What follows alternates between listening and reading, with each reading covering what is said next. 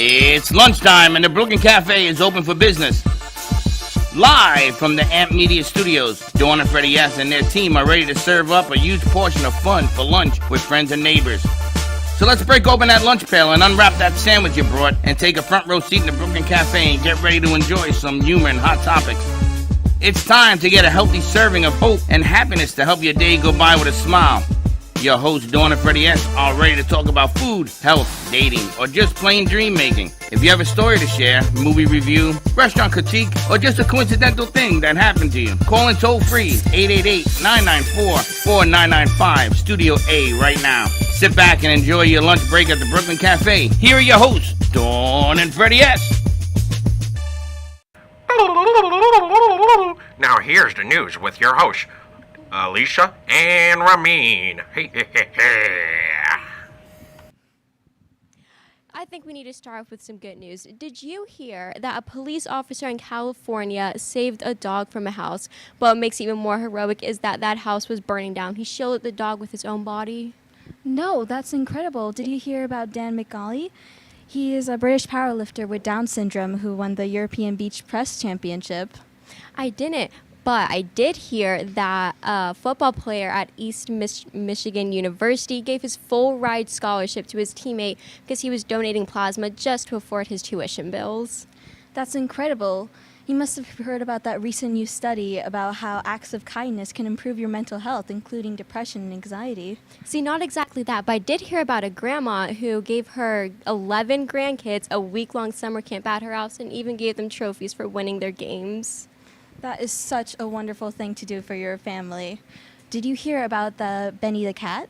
A 3-month-old cat who was recently thrown out a truck window but was rescued by a librarian who took him into the library. I didn't. This is just so much good news today.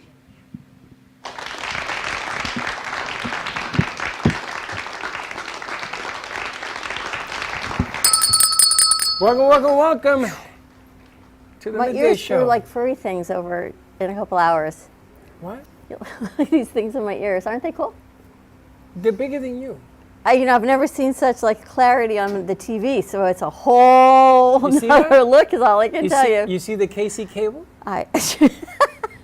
The KC cable, 4K, big, beautiful. It glows at night. Do not enter this zone. And she's gonna say, "See, I did you a favor." She already did. I know. I heard her she say said that she too. did me a favor because she got us a 4K cable, which looks fantastic. I guess we could have done 40 feet. Let me see. Ready? But I didn't want to take the chance. Still, pretty good. Still a second. Anyway, I like the good news. Starting off with some good news. It's well needed in this community. Okay. I told you that, right?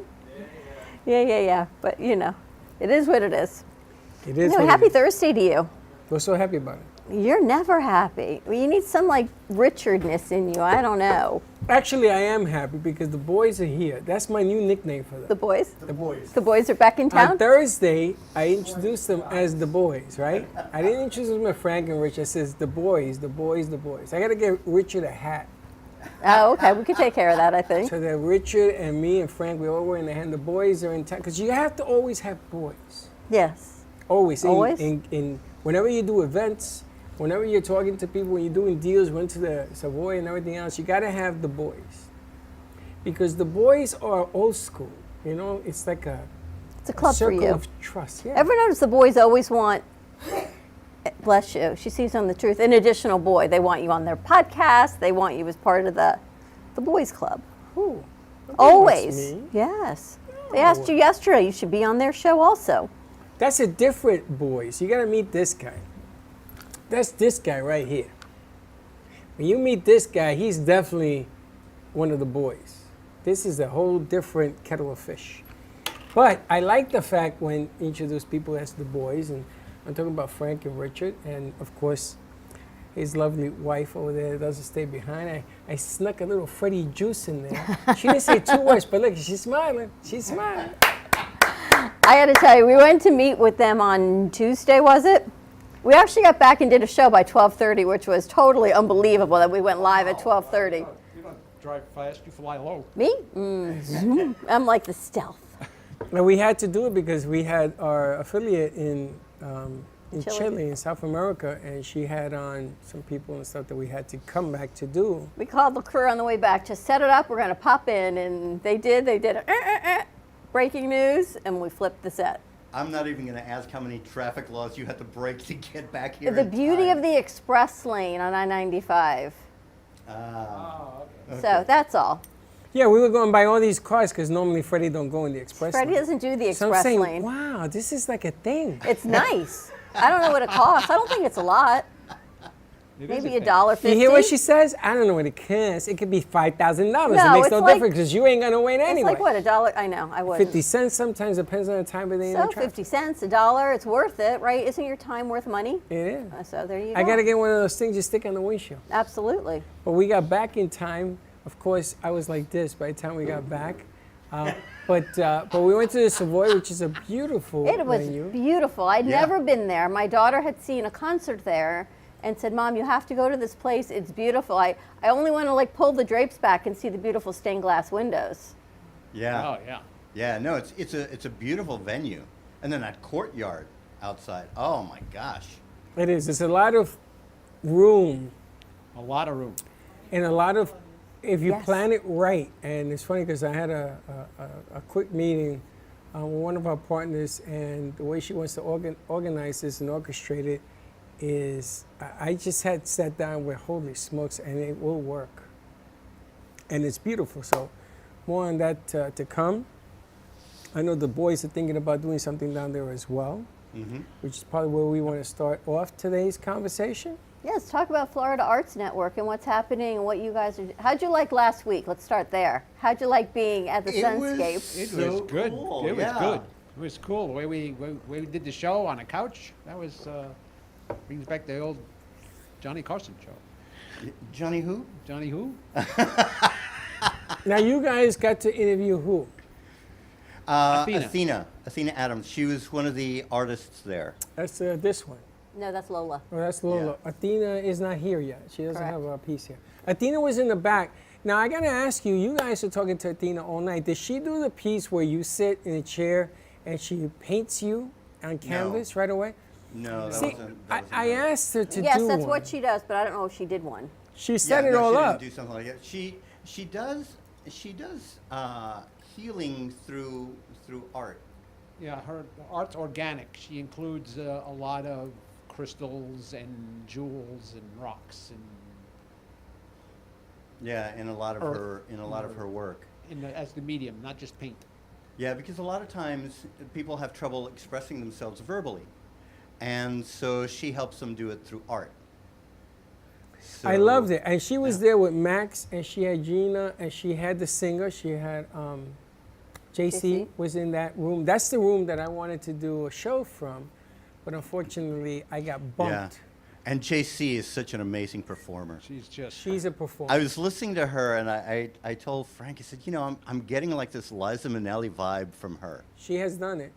Yeah. She has done it. I wonder if she's done Liza before. She has. Has she? Yes. JC's actually doing a show tonight. She's the last show that we do tonight. And one of the things I like about JC is that she knows how to control the stage.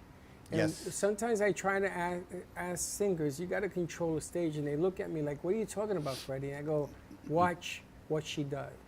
Yeah. Amazing. JC said she wants to be on our show, so we've got. Oh, yeah, Oh, I'd no, love to have her she's on a our big show. fan of your show. I remember one time I was at this film festival years ago, and they wanted to give this band a break, right? And these were kids basically, and technically they were amazing. And I was talking to the lead singer, and I told her, I said, you know, at some point you're going to need to be able to transition from being great musicians to great performers, because there's a huge difference. Yes. You know, it's like what Freddie was just saying. You know, controlling the stage. You know, it's more than just hitting the right notes all the time. You That's have to right. engage the audience and everything. And you have to do an all-around show. You can't just do a singer. And that's the big problem down here in Florida. And you guys are in the arts. And what happens is when you have just a singer, it's difficult to sell that venue because people, you start seeing them yawn. You know, there's no interaction. And she controls the stage like nobody's Who, business. JC? Yeah. Yeah. Yeah. She's really an entertainer. Well, Yeah. an entertainer. Yeah, she really is. It's amazing. And the venue is beautiful. I remember when I first went there, they changed all the seating. It's actually Back to where we went on Tuesday. yeah, it's actually downwards, which is a nice Yeah. nice venue. And I like to do some stuff in there. And they have a very large area in front for live performances by the screen. It's really big in the front there. You could do a circus act in the front. It's so big. It's It's such huge. a beautiful theater, and I love that it's a church, that they've repurposed it for Yes. a theater, the outdoor area, the parking.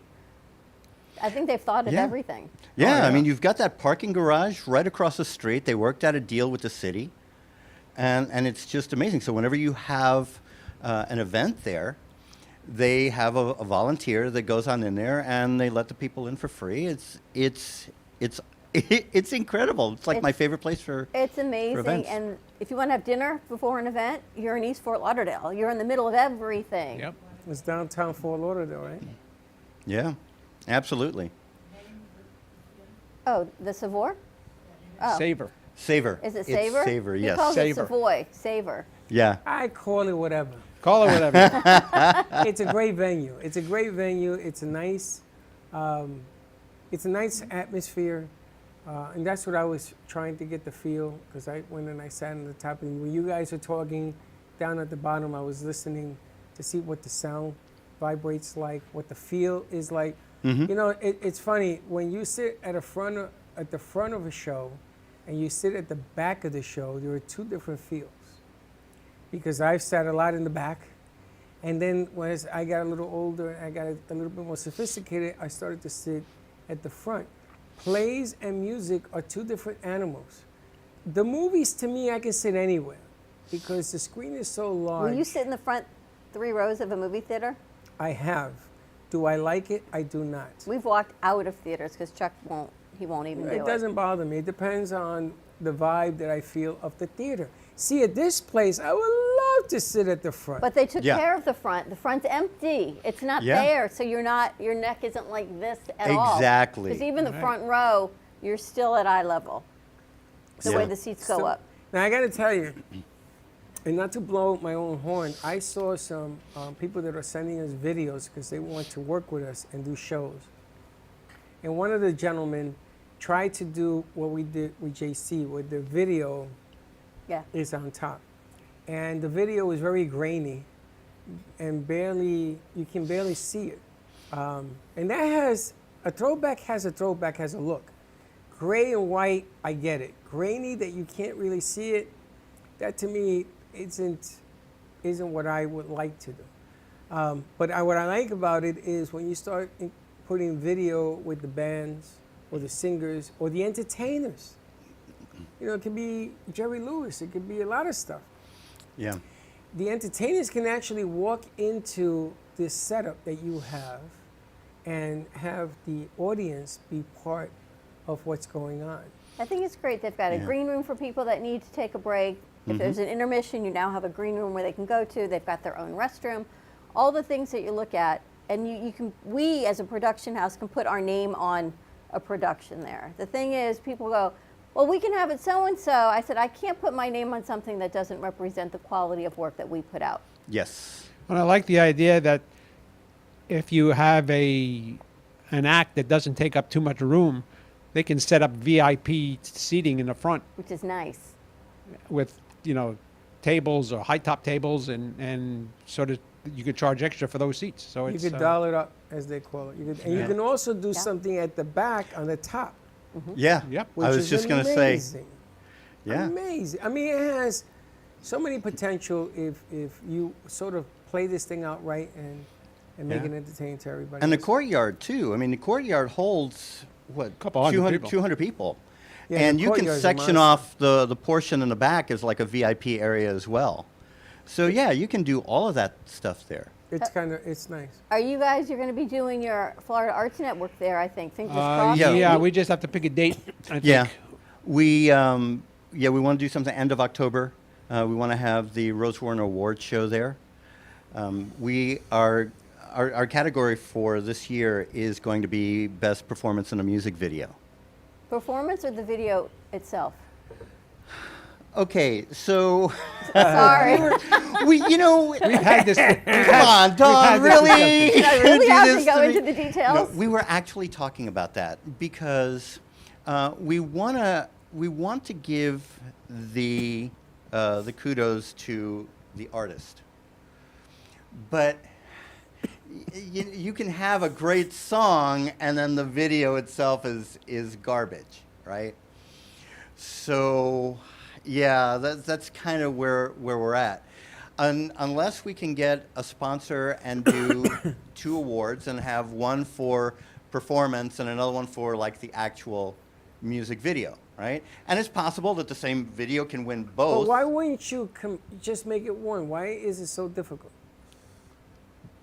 Well, because it's like, okay, well, do we award the singer, the performer, or do we award the production? You know how? Because right now we're at a point where we can only afford to do one award. That's right. So why? Well, do is we it have to- overall best music video? Don't listen to her. Is Don't listen it to her because But then best who do you song? give the award to? she That's gives a what I'm trophy saying. to everybody. No, it is numero uno.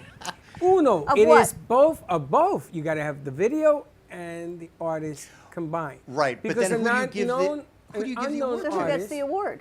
Yeah, but who gets the award then? This is the problem. If you yeah. give the best video award to the producer of the video, then the performer is going to say, "Hey, what about me?" And vice versa. If you give it to the performer, then the producer says, "Well, I did the video." Yeah, so that's kind of the position that we're in. At some point, we hope to grow the event to where we'll be able to give multiple awards in multiple categories. You know, maybe not like the Academy Awards, right? But maybe our smaller version of it. Why don't But- you give out something small Who to gets everybody? the smaller one?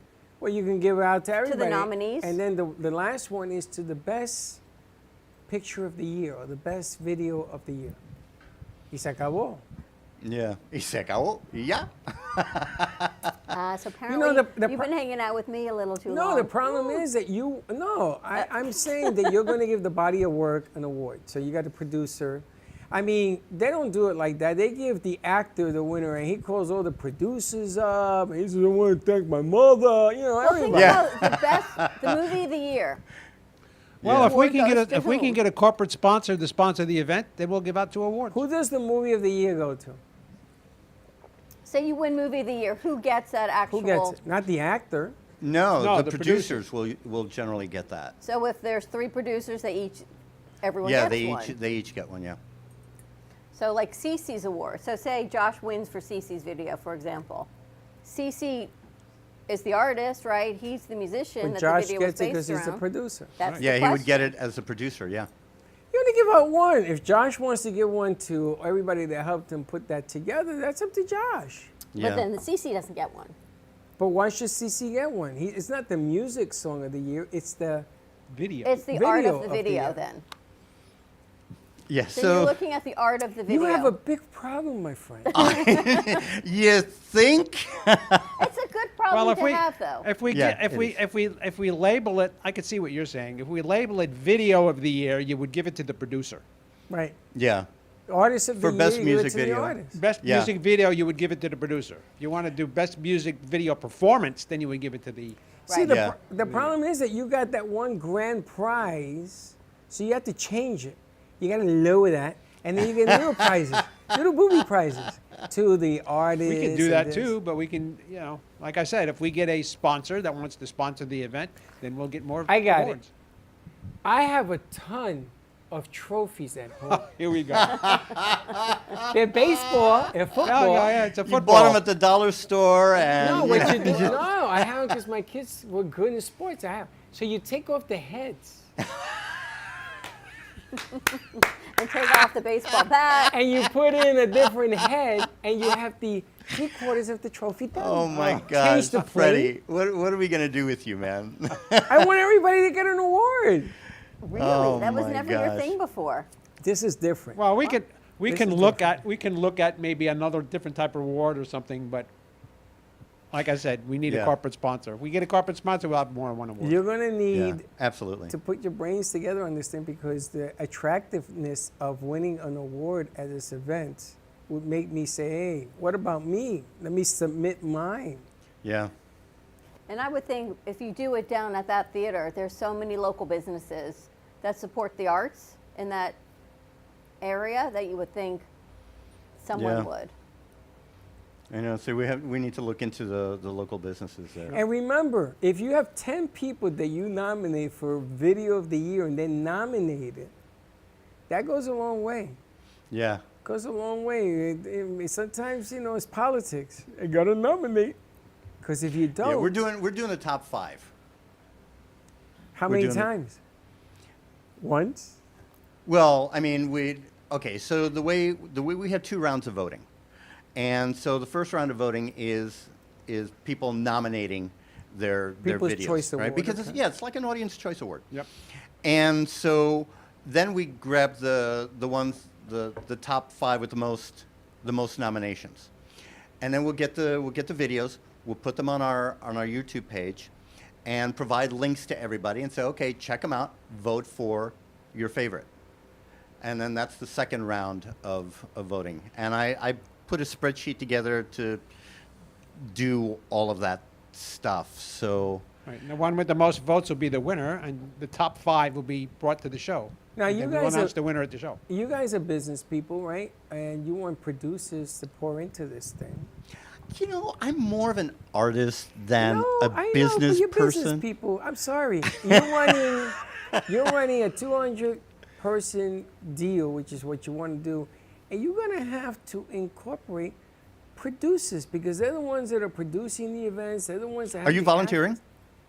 I would volunteer to interview producers. I think that's a home run. You have to bring them in. Yeah. Because if you don't, you leave it towards the artist. I get it. But the producers are the ones that are highlighting the artists. Unless you have a JC that can command stage, all these producers are moving parts. Yeah. Actors are moving parts. It's a slippery slope, my friend. It is. It's not as easy as everybody thinks. Oh, let's just have a party. It ain't that easy. I know, and it's funny because generally people that are creative, right? Everything happens in the right hemisphere of the brain, right? That's the whole creative emotional side, as opposed to the left hemisphere, which is the logical analytical side. That's where the business people are. I've dealt with so many artists in like the 40 years that I've been doing this, that I look at some of them and go, do you even have a left lobe? It's just, it's like they have the right lobe and then an empty space on the left side of their brain. Because when it comes to business, and I know that you've seen it with artists here, with some of the paintings and how they've handled, Yes. all the financial Yes. stuff with that. Yeah. Sure. So yeah, I mean, because that's their thing. It's the art. Me as an actor and writer, I'm like so into the art that sometimes I forget the business end of it until somebody reminds me, and then But I'm like, thinking oh, you guys could go down Las Olas. There's a lovely flower store that's attached to a little coffee place you could go into, small monies. There's got to be a local bookstore or record store because vinyls are so back in again. Anything that highlights the arts. yeah, Even but if it's you gonna- get a couple little monies that add up to one big money, then It's going to take boots in the ground. Yeah. You're going to have to yeah. put boots in the ground and bring them I in. know, and we need volunteers because it's just right now. It's just the 3 of us. The 3 of us. doing stuff. I have a couple of high school girls that help with the social media stuff because who better to do the social media, right? Absolutely. They're great at that. But we need other people. We need interns that can help with marketing and all that kind of. Do you have the nominees? Do you guys already know who the nominees? No, not yet. We want to do it as close to the event as possible. We're going to announce it. Well, we're announcing it now on this show, but we're going to put it on social media very soon, like within the next week or so, and then we're going to be announcing it again because we have another We have networking another event. at the rooftop. Yeah, the Pier 6 rooftop in Pompano Beach on September 6th. It's a free networking event, and my birthday, so we're going to be celebrating that as well. You know, another trip around the sun for me. So it'll be fun. So we're going to be talking about that as well. That's on a Wednesday night, September 6th, Yep. from 6 till whenever they kick us out. Yeah. And that's at the rooftop Hyatt, you said? Rooftop hiatus Hilton. Hilton. It's a Hilton Pier 6 rooftop. At Pompano Pier. Yeah. It gets complicated. There used to be a Pier 66 rooftop, and that doesn't exist anymore. It's under huge renovation. Right. Ah, okay. So every time you say that, I'm thinking, Yeah, no, somebody drop a actually 6. named something so close to it. Yeah, Pier 6. It's a really pretty venue. Yeah, and we've had several events there, and so we actually have a working relationship with them, and it's so cool because like they have an elevator that's dedicated to the rooftop, right? So when you get out, you can either go to the right and there's a bar there and some tables and stuff like that, or you go straight through another set of doors, and it's a much larger area, and they usually set us up there, and there's another bar that they open up for us. Nice. And so it's a cash bar. So don't get any ideas, people. It's a cash bar. We don't foot the bill for that. But And they have a sort of like retractable roof. It's a roof that can open and close in case it rains. So they don't. Yeah. So if it rains, you're still on the rooftop. yeah, and then the view. Oh my gosh, because it's right on the beach. It's just the marketing and the promotion to get people there is what it is. Yeah, and here's the thing with South Florida. It's just you never know how many people you're going to get at an event. We have had events where we were expecting maybe 70 people and we've had 30 show up, and then other events where we thought we were going to get like 25, 30 people, and we've had like 70 show up. Yeah, 70, 80, 90 people show up. So it's like you never know. That's why I say nobody's showing up, and I can only be happy because if people show up, one is 100%, everything else Is is. that how you justify negativity? It's not negativity. It's exactly if you base your event on number of people that are going to show up, But and you have to everything is prepare. great. Yeah, but everything is great, and then this is South Florida, and storm or bad weather, and I saw in the news how Fort Lauderdale, that neck of the woods, floods. Yeah. Floods. Yeah, The there good was thing is we're going to be on the roof. I understand that, but you got to get there. Yes. So you got to be, Right, like right. I tell you, it's a business. You got to look at the weather starting 30 days out. You got to understand what your backup plan is, how to get in Well, touch that's with funny. people. One of our first events that we were going to schedule was a networking event. We were going to hold it at the Riverside Hotel. They have like a bar area in their lobby, and they were going to let us use that bar in the lobby. And we were going to hold a networking event at the Riverside Hotel. And that day, remember? oh that day, my gosh. It rained. Yes. the sewer pipes broke in Fort Lauderdale, Oh my gosh. and nobody had water. So they shut everything down. That day, I had to get on the phone, and I finally found a Hilton Hotel in Plantation that allowed us to use their lobby, and then we had to go on mass media and tell everybody, no, it's not there anymore. Come out to the Plantation Hilton. Yeah. It happens. I did a gig at the Treetop, and they didn't tell her that there was a convention next door. They had hundreds of people. So it was authors. It was like 30 authors that went there with their books, like that thing that Lyndon, that you guys did. And I walk in there, I set up all the cameras. Nobody's there. They're all next door. So I said, okay. I'll never forget this. I left Linda with the cameras. I went next door. Over 300 people I brought over. And all the books were sold. And she says to me, oh, we're going to do this again. I said, no, we're not. Not doing that again. Why are they all next door? Because there was a convention. She did it on the day of the convention. And I said, didn't you know? She says, yeah, but they gave it to me cheap. I says, do you know why? Yeah. Go next door. I know, and that's the thing, is trying to find out, what's going on the same days. It's like we had an event a few months ago at the rooftop, and we were getting people in waves because there was another event going on at the Hard Rock. Remember? Yeah. And so some people were going to the Hard Rock early and then coming to our event. Others were coming to our event early and then going to the Hard Rock. Would you pair it with something else, like a fashion show or Oh, sure. Oh, absolutely. Absolutely would. Yeah. I have an idea. I think that'd be a good idea. Listen, when we did the JC thing, we did it with Oppenheimer and Barbie opening night. True. Right? And we did not anticipate one door. That was a big mistake. One door for all those people to go in different directions. Oh, boy. And I would do it differently. But that's why I love this other place. That's right, because it has ins and outs. It's just one thing. I would have done one door for the movies and then 3 doors for our thing to get them in and into the theater, because you got to do something with the people. Yeah. I learned that lesson. You can't just have, like I had poor Frank and his wife standing out there while we tried to set up, because she put a movie that ended at 6, and that was not good planning. Well, that's what's good about the Savor. You've got that little courtyard, That's right. which you can hold your guests, and when you contract that place, it's your place. There's nothing else going on. It's really yours. nice. But I could think you could do so many things with a play on the word savor. You can find little restaurants, and you can do savor the flavor of Fort Lauderdale. And Savor the flavor. I like that.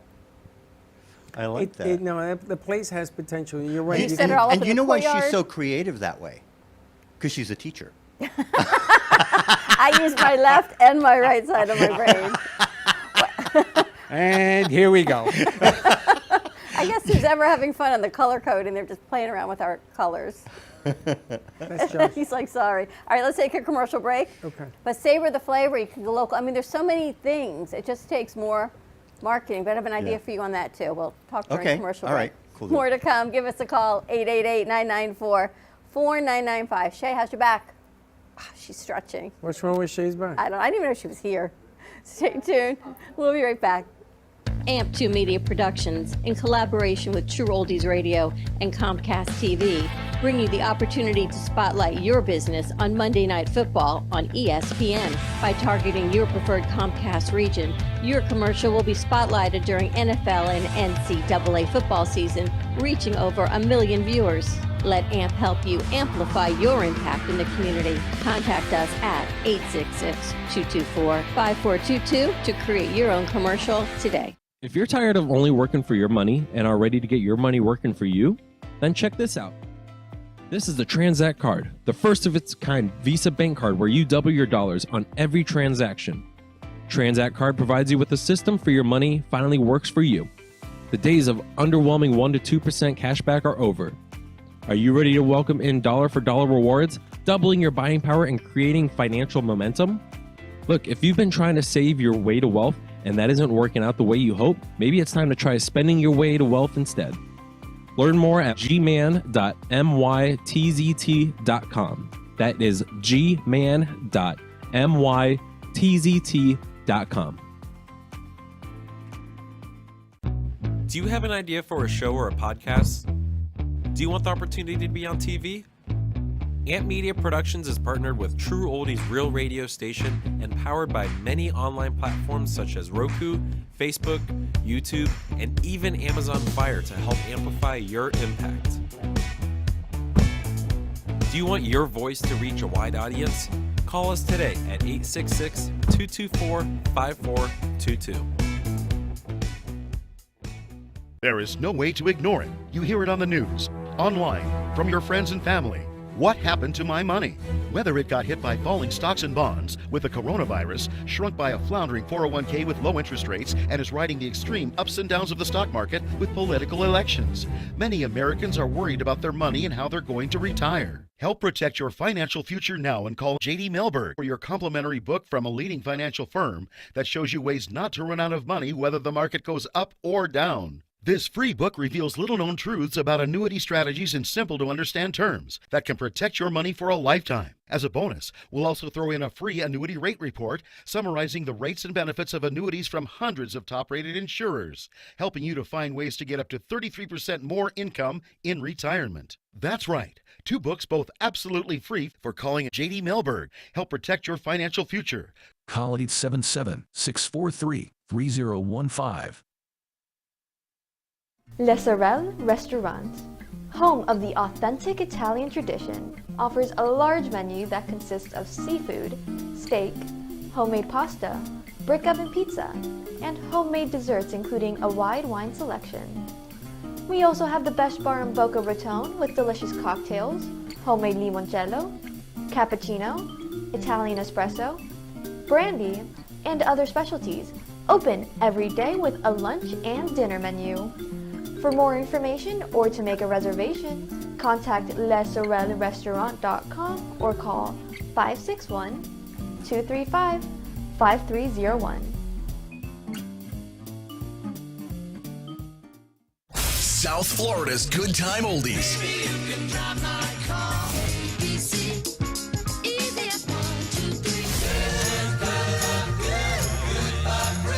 Now, Boca and Delray Beach have their own oldie station. Catch us on 95.3 FM. It's the greatest rock and roll hits of the 60s and 70s. On South Florida's Good Time Oldies, 95.3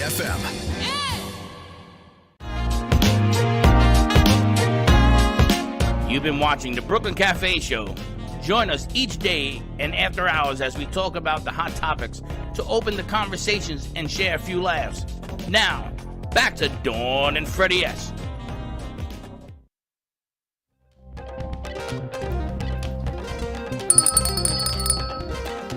And we're back. You know what I love about our rejoiners? What? Sometimes I get G-Man in it, and sometimes I get Katie in it. And you never know what rejoiner you're going to get until you watch it on the screen. It's hilarious. How It's many just do like we have? 2. And the crowd goes crazy.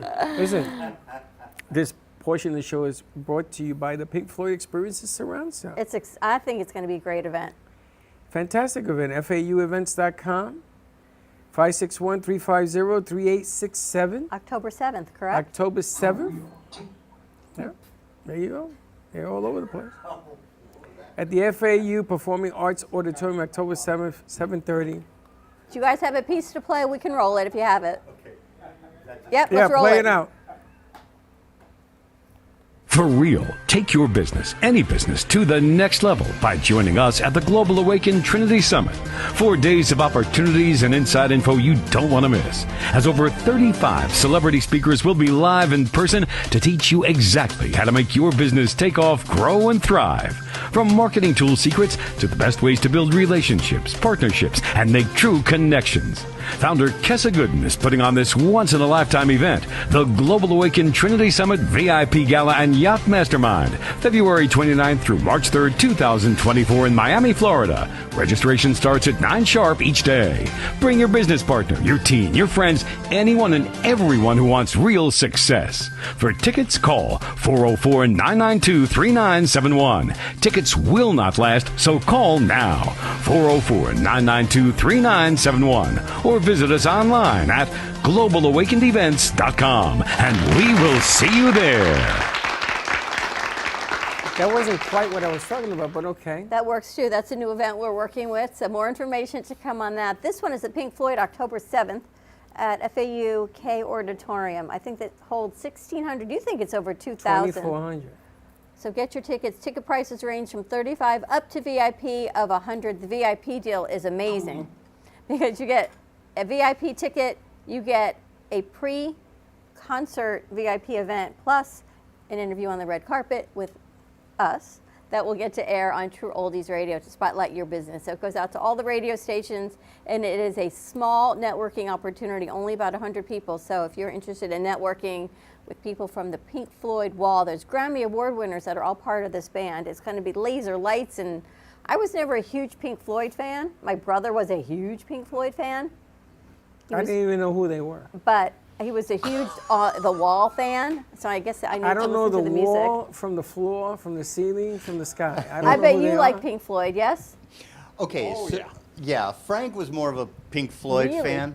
I liked some of their stuff, but I was more into other types of music. At one point, I was into like soul. Then when the disco craze came along, that was me. I was hitting all the clubs in New York. Yeah, but you this know. and disco are two different worlds. This is, I and I'm know. surprised that you were into Pink Floyd, but it explains a lot now. Maybe I can have Zach Little put a whole piece together. We need a commercial for this. Okay, well. Explains a lot about Frank, huh? You think so? I think it does explain a whole lot about Frank. Now, 60 Minutes on the weekend, a show on the weekend, one of the news shows, they were talking about the album covers of Pink Floyd and how they have resurfaced as icons and collector's items. If you have a Pink Floyd original album cover, save it. They're worth a lot of money. So the reason I could tell you this is, remember when they put the pig up in the United in UK between the two industrial smokestacks, and they didn't tie it up, they just let it go and they took pictures? Uh-huh. And that pig went to the airport. They shut down the airport. The police came and they arrested everybody that was on that shoot. Everybody went to jail. Oh my God. Because they shut down the airport for 3 hours. But they got rid of this plastic pig. But I don't know Pink Floyd. I remember the triangle. My brother trying to explain this to me. Yeah, the prism. But this explains a lot, Mr. Frank. Shay, you like Pink Floyd? You do? You don't even know Pink Floyd. I know some of their songs. No, you don't. Popular ones. Incredible. I'm shocked. We got, what else? We got to get you a mic. Got a mic? How do you know Pink Floyd? You're not even from that era. She's coming that way. She's Okay. stuck in the camera. She's trying to get out to get a mic. Go All that right, way. just sit. Just sit. Relax. I remember one day I was taking my daughter, she was in high school, I was taking her to school one day, and Bohemian Rhapsody came on, right? Love that song. My daughter starts singing to it.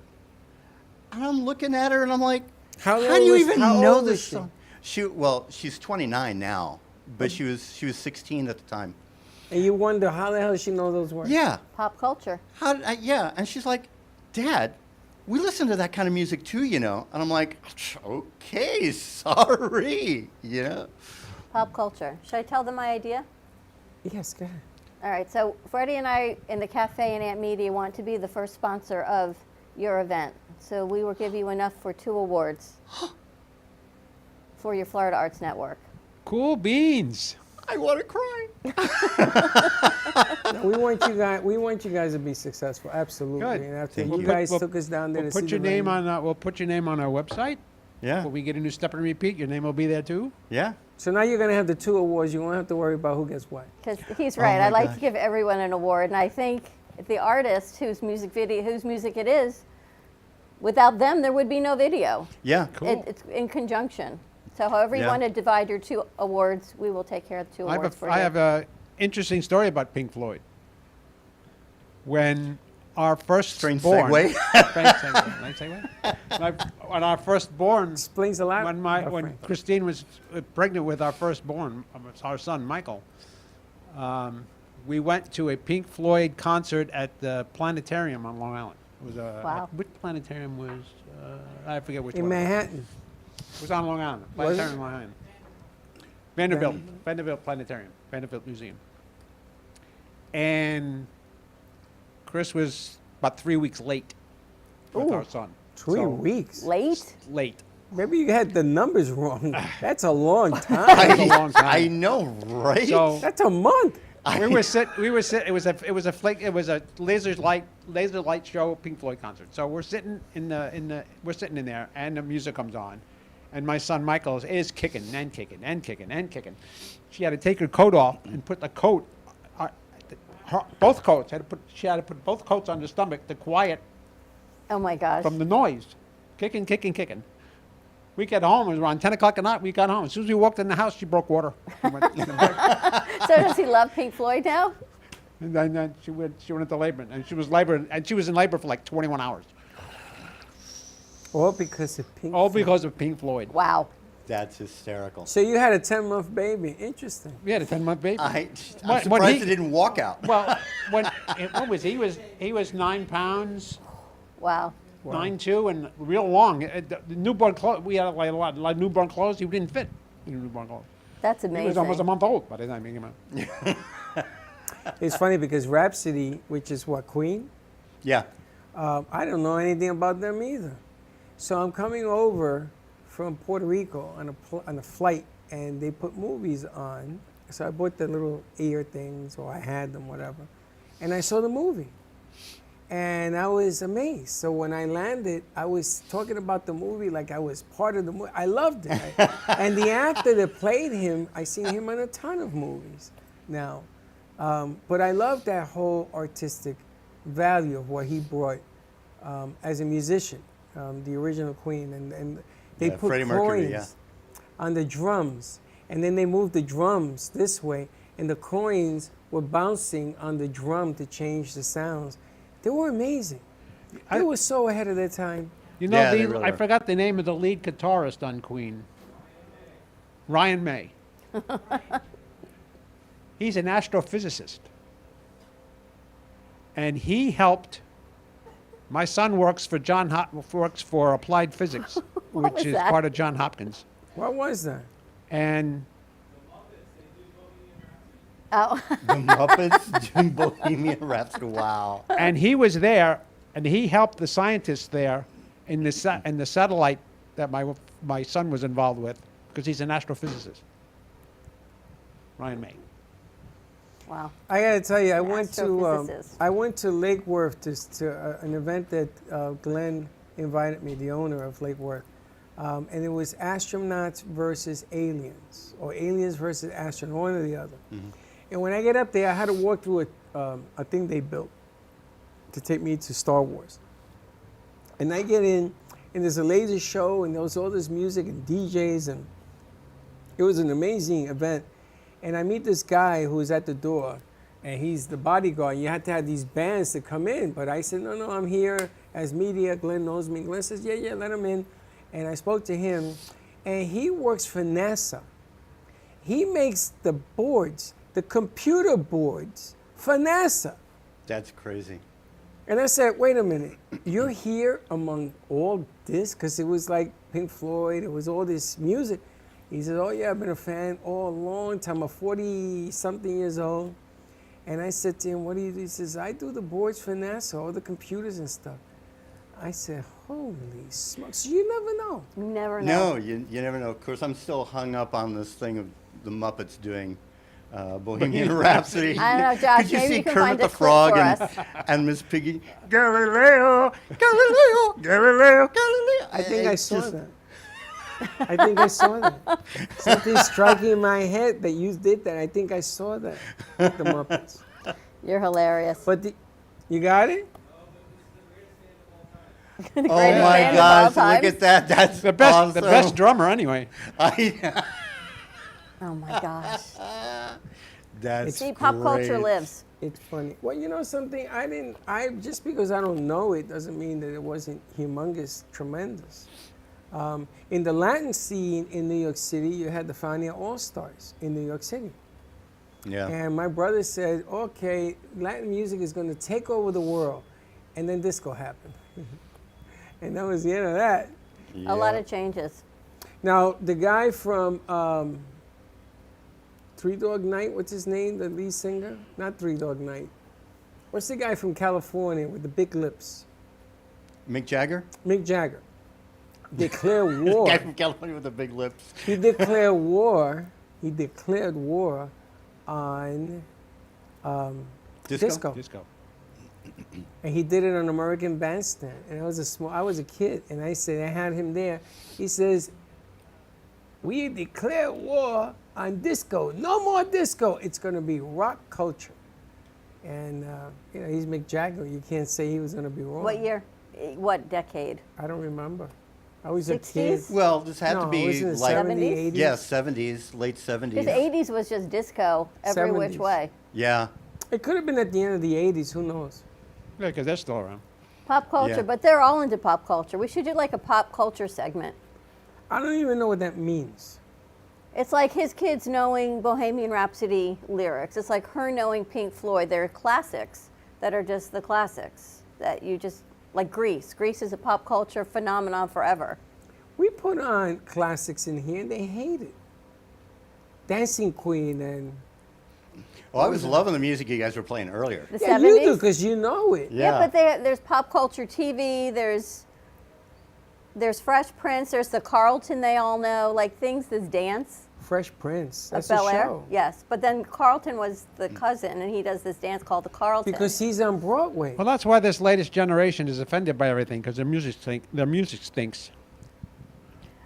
I'm not going to go so far as to say that. Well, the music talks about the inequalities, and that's Yeah. when they get offended. But that music was the reason why the inequalities were so highlighted and changed. All in the Family, Archie Bunker. He didn't like the inequality. He made fun of it. Disco sucks. You see? Was that Yankee Stadium or Shea Stadium? Speaking of Yankee Stadium, it's not Yankee Stadium, but we got ESPN to talk about. It's not Yankee Stadium. It It's made always me Yankee think Stadium. about New York. But no, it's at the Meadowlands. The Meadowlands, yes. It's February. You're funny. September 11th, the Meadowlands. Yes, we are selling the Comcast tickets for ESPN Monday Night Football. Remember Howard Cosell? Yeah. Howard Oh my Cosell. gosh. Howard Cosell used to say, Howard come on and Cosell. check it out. Joe Namath was on Monday Night Football with Howard. I'll never Broadway forget that. Joe. I'll never forget that. And there you have it. That's going to be the Jets versus the Buffalo Bills. September Josh Allen 11th. versus Rodgers. I hope Rodgers survives the season. But man, what a matchup on September 11th, which is the night. What kind of tribute you think they're going to do to September 11th They're going to victims? have a lot of tributes. They're going to have jet planes. They're going to have something from the new World Trade Center is going to be lit up. They're going to have a moment of silence. They're going to have singers. They're going to have, but you know, the object of the game here is if you are a business person and you have a business and you want to get some eyes on who you are, number one, you got to be clever. Number two, you got to put a good commercial together. And you got one chance of having, I don't know how many millions of eyes watch what you do. Yeah. Kirkpatrick, GoDaddy, remember that in the Super Bowl? It made them. They ran about 6 commercials and they were $2 million a piece. This is under $800 for the most areas. Give us a call, get your groove on, get in there because this is a no-brainer. And I got 17 games. I got the national championship in college. I got over 50 games in college to go with this as well. Kansas City versus Miami, I can still get you in. It's sold out. But give us a holler and we'll get your commercial in. 888-994-4995. It's an amazing opportunity. I know everyone's like, it's too good to be true. This is just about relationship building and our relationship with Comcast. Yes, Real Comcast TV. We can put your business commercial on Real Comcast TV. You pick the zone you want. Boca, Delray, Miramar, West Palm, Central Palm, Wellington. Let us know the market you want, and we can get your Miami. commercial airing Anything you on want. ESPN Monday Night Football. And not just that game, for the entire season. All 17. You can run it for the entire season. You can pick one game, two, whatever you and your business want to do. It's a great opportunity. And if you call today, December 16th, there are 3 games. The teams are to be determined. They're going to pick 3 games from 1:30, 4:30, 8 o'clock, and they're slashing the prices. And when I tell you slash the prices for those 3 games, under $100. I'm telling you, give us a call. You can put the 3 commercials on those 3 games. It's amazing, Each one will I be know. under $100. And I got to tell you, that's when the playoffs are being synchronized and they're going to have games. Comcast told me, Freddie, look, circle that date. It's on the 16th, and I think on Christmas Eve, the 24th, they slashed the prices. You got to check it out. You got to check it out. We just have to have all orders in by September 1st. That's So the now only that's catch. the only catch is we need the orders in, not even the money. We need the orders in by September 1st or the commercials, and we'll take care of it for you. And we're the only house that can give you 1 game or 17 games. Nobody else can do it. And if you don't believe me, Give us a try. call. Try. You can't. We're the only ones. That was the tidbit that they gave us. I said, thank you for helping Comcast during COVID. Put commercials on the air for them. And I love it. Oh, and my friends on Hot Wire, yes. It would also be on Hot Wire. Wait till you hear And that. Uverse. I would like, and Uverse. I would like to talk to my partner here. It's so cheap, huh? We got a what? The GoDaddy thing? Let's see. Oh, do you have it? Remember this? You remember this? Do you have the one for Kirkpatrick? It's all in the marketing, right? It's all under delivery, and I want to see if I do all 17 games on Hot Wire. I got to talk to my friend here because it's so inexpensive. It just pays to do it.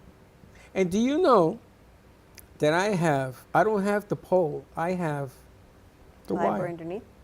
I got fiber. So I don't care what the weather's like. My stuff never goes down. Nice. Give us a call. It's a no-brainer. All right, let's take a commercial break. Maybe we can get some music from our in-house musicians when we get back on the other side of this 1 o'clock hour. More to come with Richard and Frank. Check it out. We'll let you know the date for the Florida Arts Network Awards, Rose Warner Awards ceremony. But we are excited to be a part as a thank you for introducing us to Savor. It's our way of saying thank you back. More to come. We'll be right back. Born in Marseille, France, Max Lazega creates whimsical and free-flowing interpretive art. His 40 years in the construction industry created the foundation for his craft. His unique work displays his view of the future with bold and playful combinations of materials and processes, but the methodology remains consistent. He fuses recycled materials and discarded building supplies into a fresh, well-executed approach. Lazega has lived in Miami, Florida most of his life, where he pursues his lifelong passion of creating industrial art. For more information, contact Max Lazega at artworkstudios.org or 786-326-8873. Everybody wants cheap airfare, but where do you find it? You call Low Cost Airlines. They specialize in cheap flights, discount hotel rooms, cheap car rental rates, and with a best price guarantee. If you want the lowest prices on your airline tickets or other travel services, call now. That's right, call. That's the only way to get these rates. Experts are standing by 24/7 to get you the cheapest airfare and hotel rates available. So don't wait. Call now.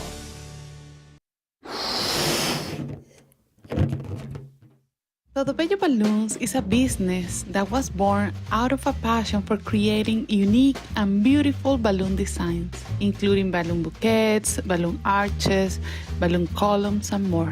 We specialize in creating unique and beautiful balloon designs that bring your dreams into reality.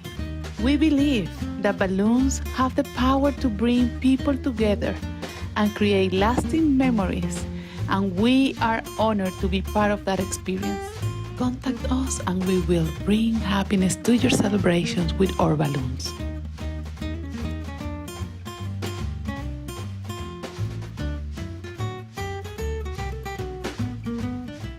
Artist Rosie Sherman paints her passions to share with everyone.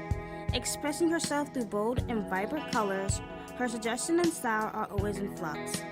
Inspired by travels, nature, romance, and the human spirit, Rosie makes sure her depiction of women are strong and proud. Her landscapes illustrate the changing seasons in the diverse world that we live in. To find her artwork in the multiple medias you can purchase, visit rosiesherman.pixels.com. You've been watching the Brooklyn Cafe Show. Join us each day and after hours as we talk about the hot topics to open the conversations and share a few laughs. Now, back to Dawn and Freddie S.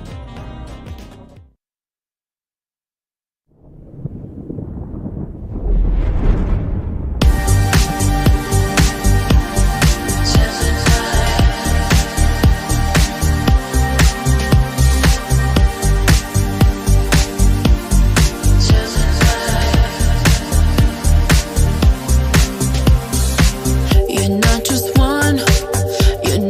one damn thing.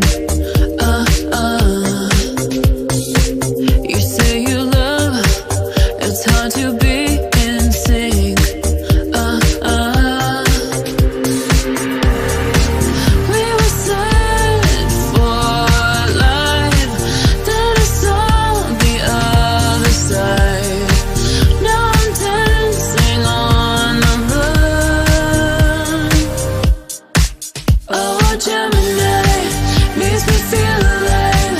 Wake me up, shake me up. They say all that you do is lie. There's a side of you, pulls me into you. Got that way of showing me that you're bad news.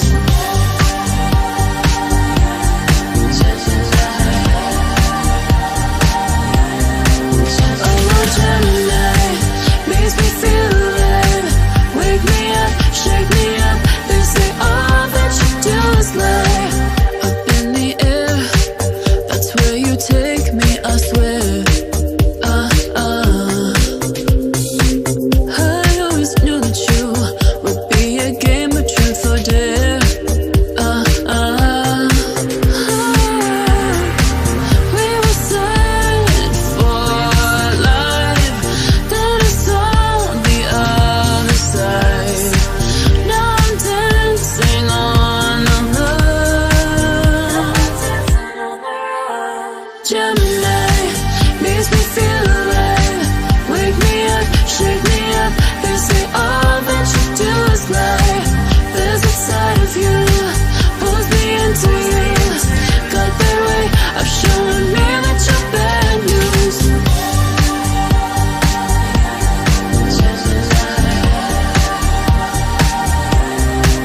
Oh, Gemini makes me feel alive. Wake me up, shake me up. They say all that you do is lie.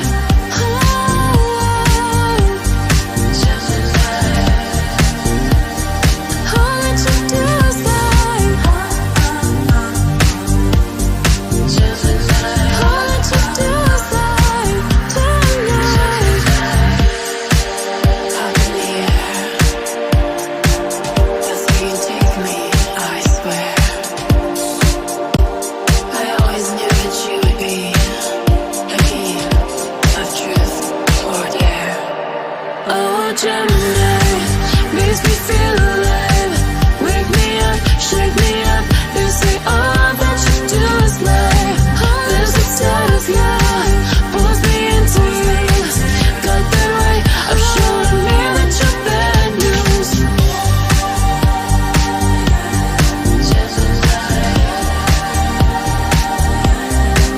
Oh, Gemini makes me feel alive.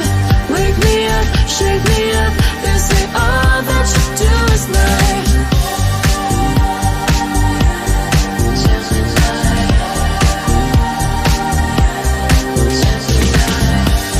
Gemini, all that you do is lie. All you do is lie.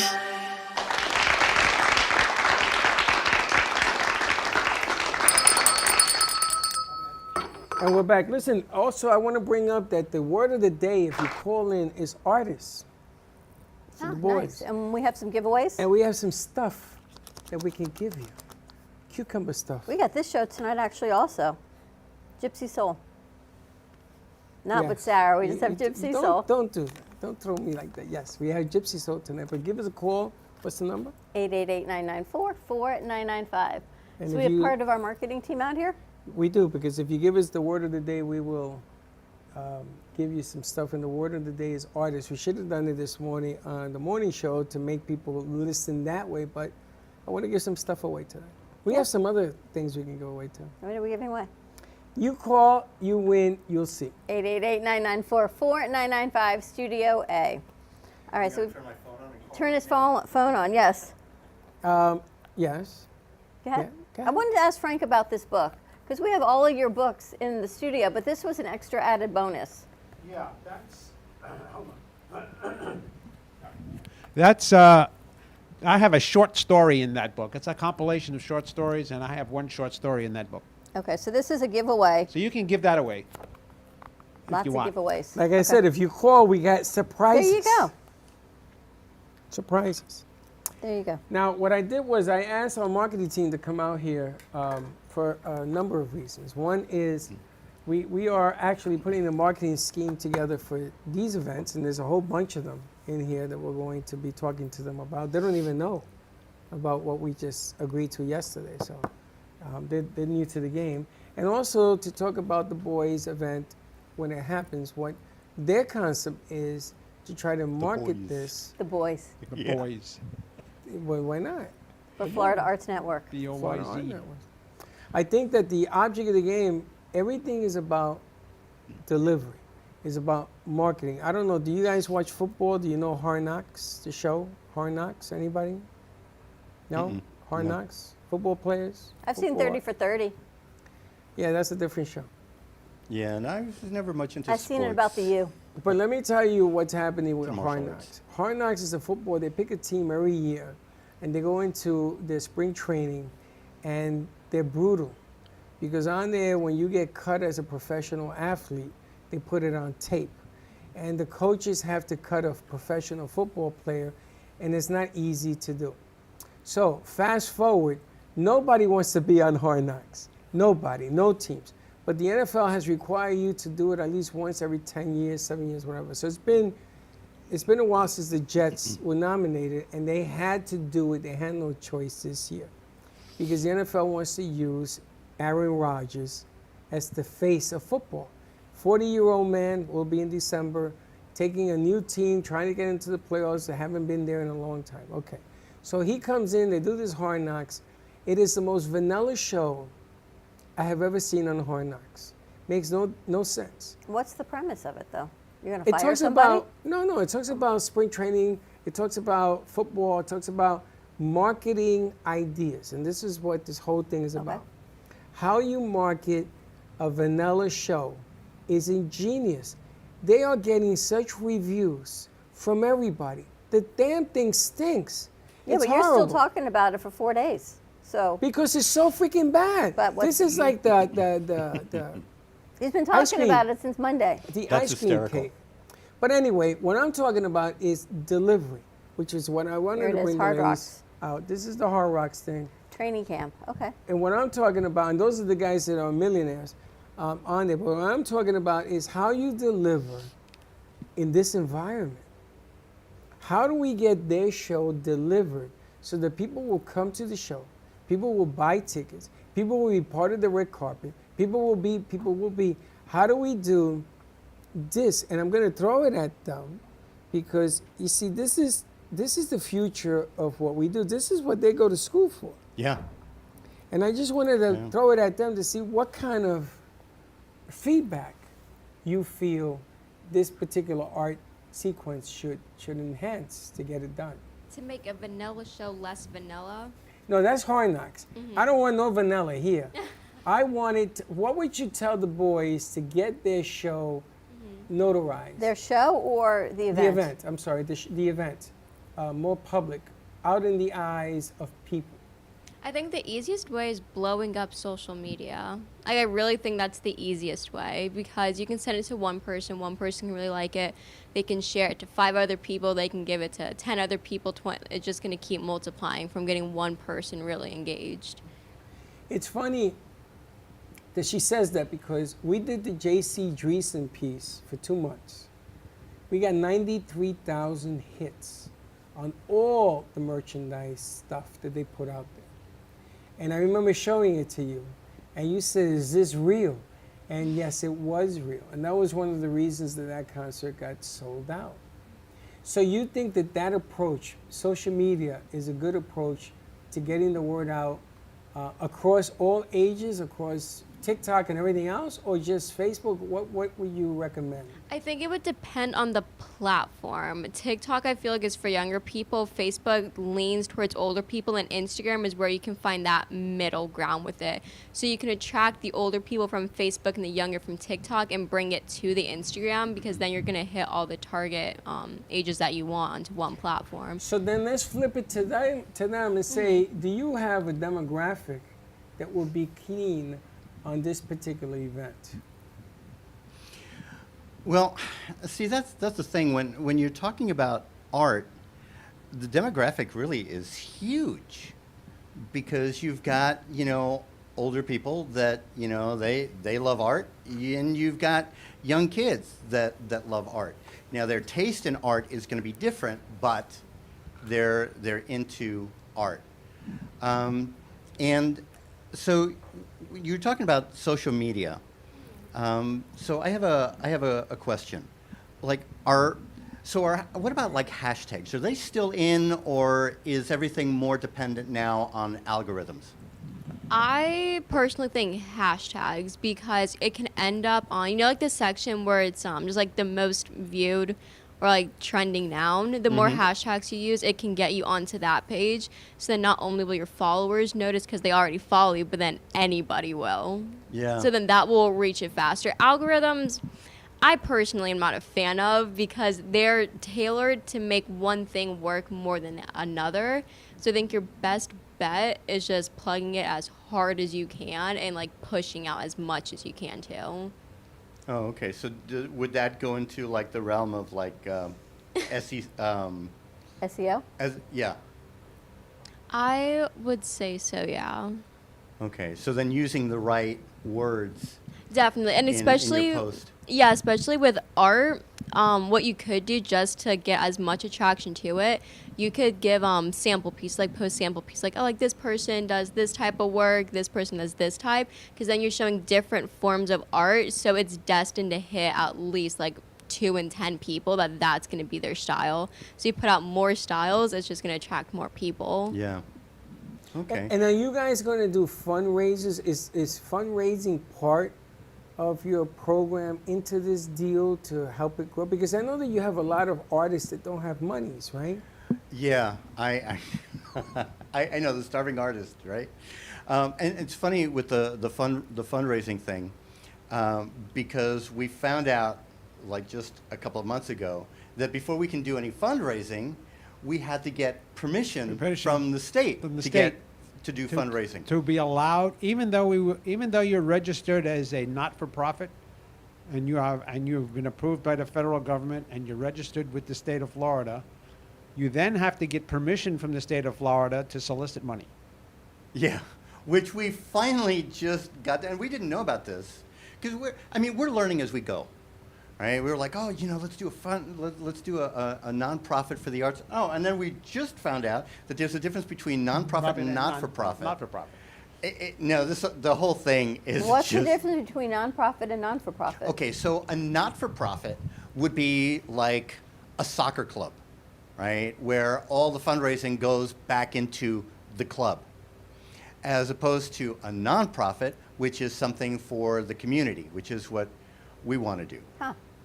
So the federal government is listed us as a nonprofit.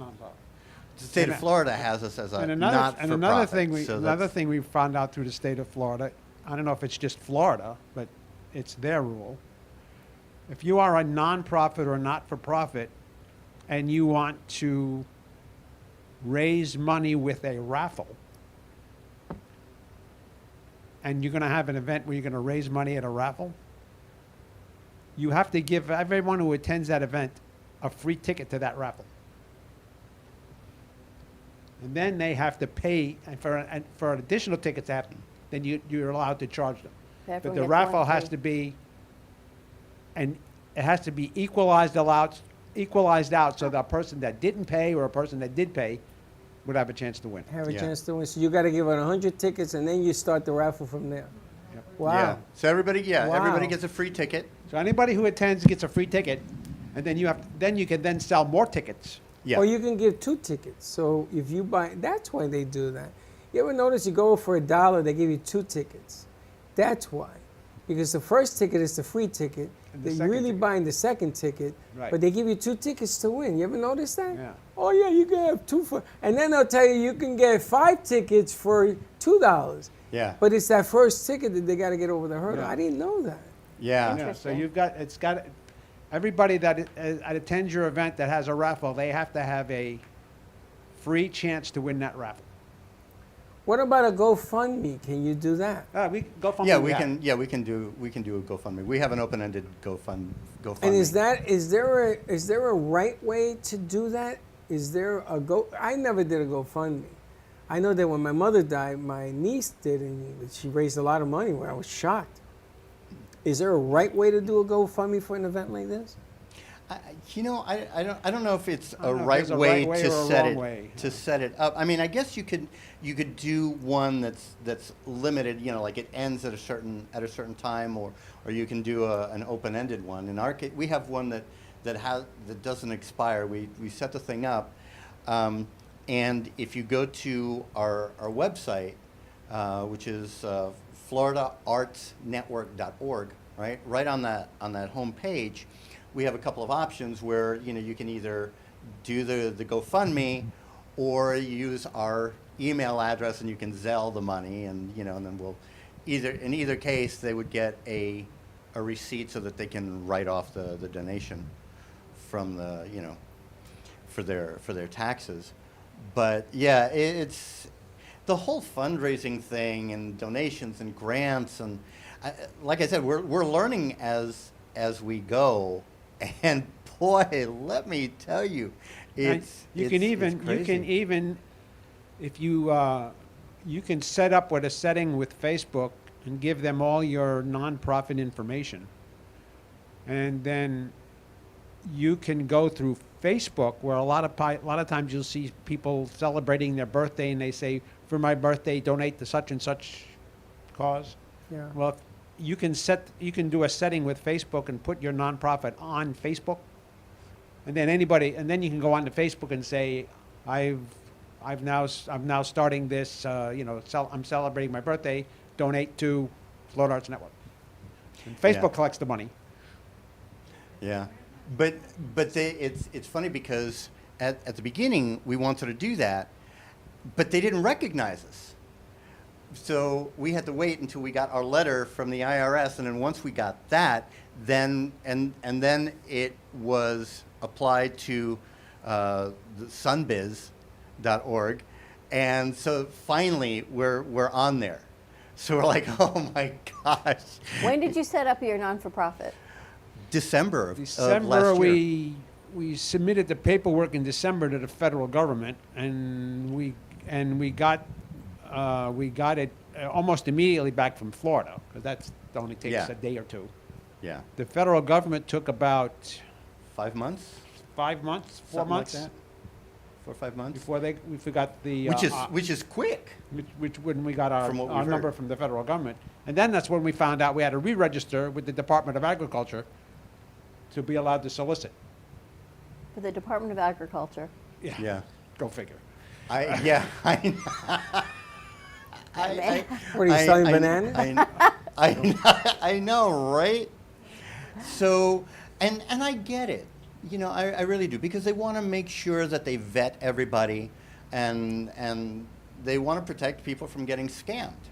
But now that you have it, we have to get it out there, right? We have to Yeah. get this event promoted and Yeah. come up with, whether you bring in artists and to me, the more layers and pieces you can bring in, the more it attracts. So if you bring in artists like we did last week, then maybe you ask them, they can have a free space, but they need to sell X amount of tickets, or they need to buy X amount of tickets, or the space costs. No, we could. We X. can put a show out. We can put just a show other in ways the, to bring- We can put like an art show in the. To bring people in, I'm thinking, what else part of the arts would it be? We can do that. We can have like we did in a at courtyard? Sunscape.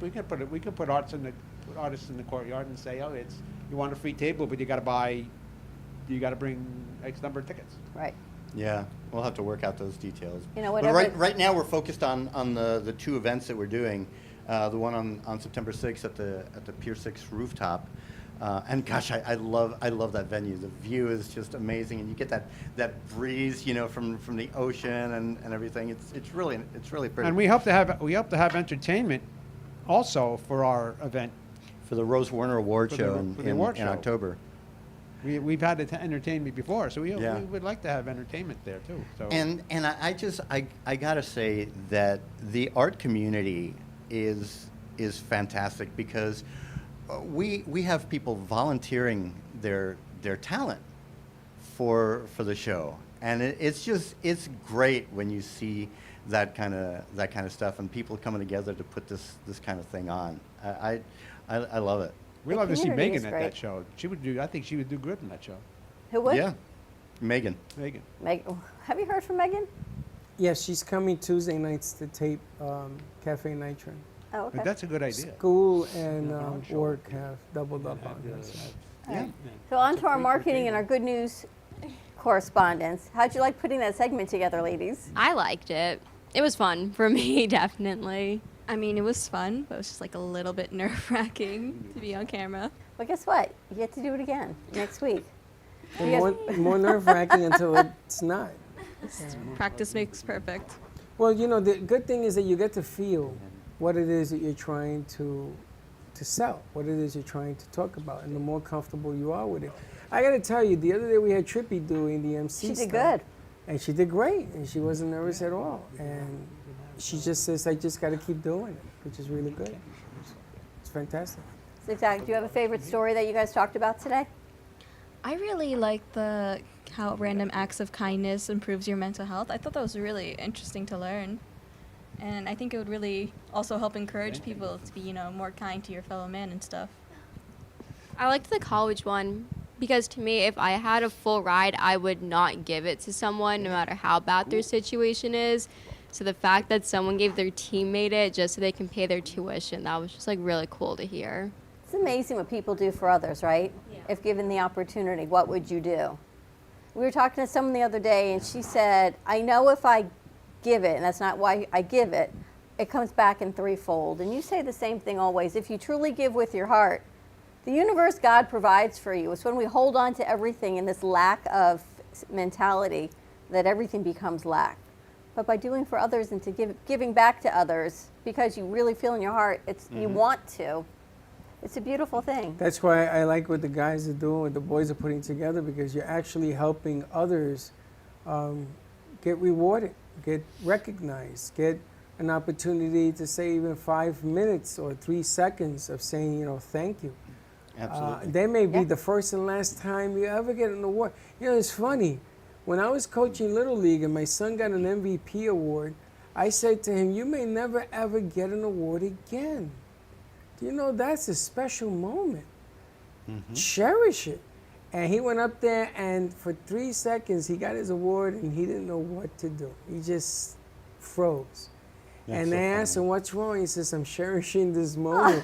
I don't know what to say. I don't know what to, I still have that trophy. But I gotta tell you, you get 30 seconds of fame in whatever it is that you do. And I gotta applaud you guys because those people that are gonna be in that building, whoever they may be, whatever, it could be 10 people to 100, 300, 500. You gotta look back and say, maybe I'm worth this 30 seconds of fame because I did something. And that's fantastic. Because so many artists, I mean, they're living their passion. This is what keeps them going. This is what makes them tick. And so many times they're not appreciated. A lot of artists are they're taken for granted. When you watch a movie, nobody is thinking about the person that was doing the wardrobe, the person that was doing the set design. All these things take so much work, and these are people who have dedicated their life to doing this. This is something with me as an actor. I knew I wanted to be an actor when I was 5 years old. So it's like that's just been the thing that has kept me going all these decades. And most people don't even think about it. Has anything changed with the writer's strike or the actor's strike? I know they were in negotiations. I heard that they put a mum on it. They don't want no news media? in there. They don't want no media in there. They're going to keep it in the dark because they said that the outside forces is what's driving the diversity. Yeah. Because everybody's sympathizing with the actors and the writers because. For example, I heard that one of the things that some of these studios want to do is they want to take pictures of people that are doing like background work, convert it to AI. Yeah. They pay these people one time, but then they use these images in perpetuity without any additional revenue. Revenue going to the actors. And the streaming circuit is working the same way. They're putting stuff on streaming networks, which doesn't cost you a nickel to do that. And they're making revenue, but they're not paying the actors or anybody else. Yeah. It's funny. When this whole thing started, we talked about how the major actor making the 23, 43, whatever the millions are, why don't they do something about it? And the next day, The Rock gave an undisclosed amount of money to support 10,000 workers. Do you remember Was it what 10,000? it was? Or 10,000 workers, 10,000, because he gave what, over $1 million? They don't know how much he gave. He didn't want to. Interesting. He don't want to tell nobody how much he gave, and that was the agreement. But now some of the major actors are doing the same thing. Yeah, and there's some actors that are out there that are so supportive and so giving. I hear stories about Keanu Reeves all the time, you know, and how he gives back. And Now you know his story, right? Oh my gosh, he has lived through so much personal tragedy. Yes. It's crazy. He used to take the A train down to NYU. And I remember I was on the train and I had my chopper, I had my badge, and I was sitting in there. I wore the badge because I didn't want to get mugged. So that was like a deterrent, you know. And he was sitting right in front of me with a newspaper. And I kept saying, who is that guy? But what a down-to-earth dude he was. So he came over and he asked me, are you a cop? And I said to him, no, I'm an auxiliary. He says, I know, but everybody thinks you are, so I'm going to sit next to you. And we laughed. Because that was the reason I was wearing it. But what a nice guy. And his story is so, he's a regular guy. You know, these are regular people, these actors. I got to meet Darryl Strawberry at Shea Stadium. That bat that's over there belonged to him. It cracked when he was doing batting practice. He gave it to my son, Freddie. These guys, man, they've been touched by the fingertip of God. And they can drive a baseball 400 feet, 500 feet. They've been gifted. An actor. I got to do Carlito's Way. I got to sit on the set. These are actors, Pacino. These guys are naturals. And now that they're growing up in age, I can see them. I said, boy, I remember when. But these actors had this gift. Like I said, that you are in their presence is amazing. Yeah. 30 seconds of talking to any actor. That's why the Sixth Borough, when they bring in the guys from Scarface and those guys, I grew up with those movies, man. Are you kidding me? Wait to see in years down the road when our crew, and they're doing all these great things, and you see the movies they're making and the production they're doing, and you see them as gaffers and sound, and where they were, because you know there's greatness ahead for all of these kids. Every single one of them, it just depends on where they want to go. It's there for the taking. It's unbelievable. Kendra with the singing. We just talked to the Latina Grammy winner, Jesse Campo, is going to be working with us. It's just amazing to be able to sit and watch people that you've seen in the movies and everything else, and you get to talk to them. But they all started someplace, just like all of them. They all started somewhere, someplace. Someone gave them a break, or they believed in themselves enough, like Rocky, Sylvester Stallone, to invest in himself and said, I'm going to do this myself. If you don't believe in me, you said something to me yesterday. You said, she never believed in us. And I go, well, she never believed in her. Cool. It wasn't us. This person I showed you a picture of yesterday. Oh, yes, yes. She had never believed in herself enough. Her business ended up closing, so it wasn't us.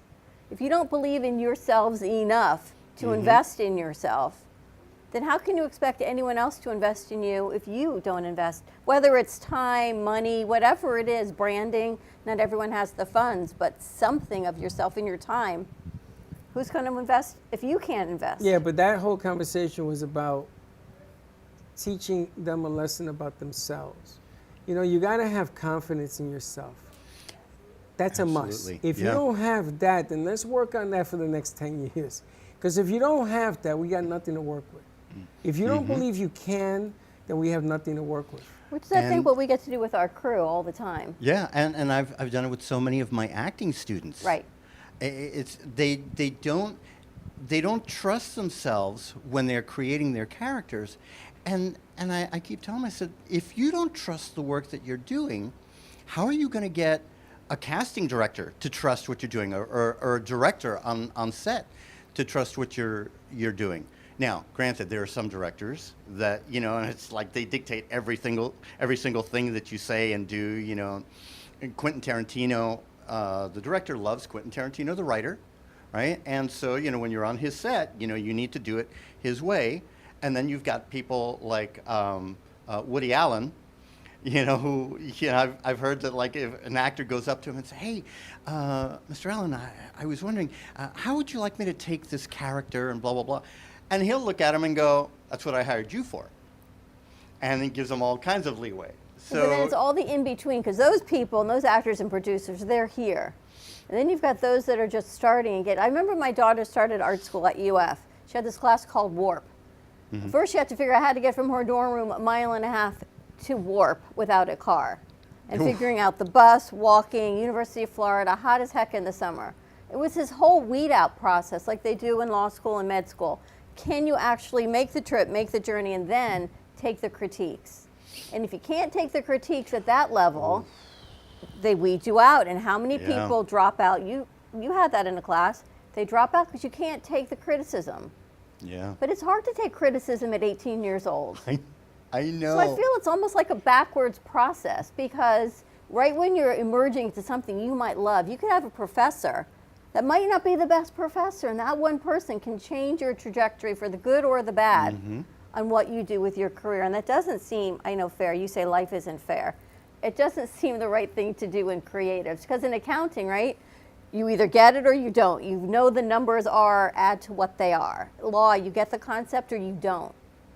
In the arts, if your professor doesn't like your technique, what are we doing? And that's the thing, because here you are, you've studied as an actor, and you've studied character development and script analysis and all this other stuff, and you think that you've got your character down pat, and you get on set and you start doing the scene, and you may have a director that said, hey, I like what you're doing with your character, but I was wondering if maybe you can go in this direction, blah, blah, blah. Or you might get a director that gets right in your face and goes, you call that acting? So it's a really tough industry, and I don't think that a lot of people realize the stuff that actors go through and the training that we go through and the stuff that we have to deal with. But creatives with. in general, even authors, and I want to ask, because you write, you do social media, Frank's the writer, Chris is the editor, what you give back to the person, to the writer. If you say you're an awful writer, I don't like this piece, they may stop writing. But maybe their best work is what's next. Yeah, but as a writer, if you can't take rejection, then you shouldn't be a writer. But that goes true for everything. Because you're not going to, and even actors and singers and anybody in that type of profession, you're not going to please everybody. Right. And there's going to be somebody that's not going to like you. Yeah, and it's tough at the beginning, though. When in the formative stages of your career, it's tough to handle, but it's something that you have to learn to handle. What's it like for you ladies, writing in school? Like he said, you just kind of have to roll with the criticism. You have to learn to accept it, and if it's helpful criticism, you have to learn how to enforce that into your work, make sure it's better then. But you also can't please everyone. Just some people, they're just not going to like your style no matter what you do, which is something you also have to learn to accept. Don't play to the down. And Don't also play consider to the down. source. Play to the up. It's funny because in this business, everybody thinks that they could do it better. So you can say, okay, why don't you show me how it should be done? And watch what happens. There is a balance of criticism and how to tell somebody something. And directors, the reason they're directors is they know they can see the psychology of what they're working with. If you think you're going to tell Al Pacino how to do something, because I seen Al say, what the hell you know? And he went into this whole thing to criticize the director. So the directors had to approach him differently. Maybe we could try this angle or that angle or this angle. I mean, you're talking about people who make a living of doing $1 million movies and getting paid for it. Yeah. So directors have to give a little bit of leeway. Tarantino, a lot of people don't even like working with him because he's a hard-on. You either do it his way or that way, out the door. Yeah. He's tough. I've heard of people getting kicked off set because they're not taking notes during rehearsals and stuff. You don't have a pencil? I can't trust you with my character. Get off the set. How do you know what I'm? Wow. How are you going to remember what I'm telling you? Yeah, exactly. Have you guys seen the show Murders in the Building with Steve Martin and Martin Short? Meryl Streep actually has a cameo in this season. Oh no! I think it's on Netflix. And what's it called again? Murders in the Building. Murders in the Building. And Steve Martin, Martin Short, and Selena Gomez, they have this podcast. And they come together, and it's the quirkiest of groups. It's got to be. And they're solving murders in their building. And Martin Short is just freaking hilarious, but he's a producer on Broadway. So they go through all of these rehearsals and everything, and he's so quirky, and he's so out there in this performance. And Steve Martin is, of course, Steve Martin. And so there you go, only Murders in the Building. Oh, there we go. And it's funny because you got actors that deliver with comedy, like Steve Martin. You got Hulu, actors that deliver things. What's the guy from Taken? Taken 1, 2, 3. Liam Neeson? That guy. Do you know his story? No. Nobody wanted him in the movies because he's not attractive. I saw him on 60 Minutes, and he talked about how all these jobs he was rejected because of his accent and because of his nose.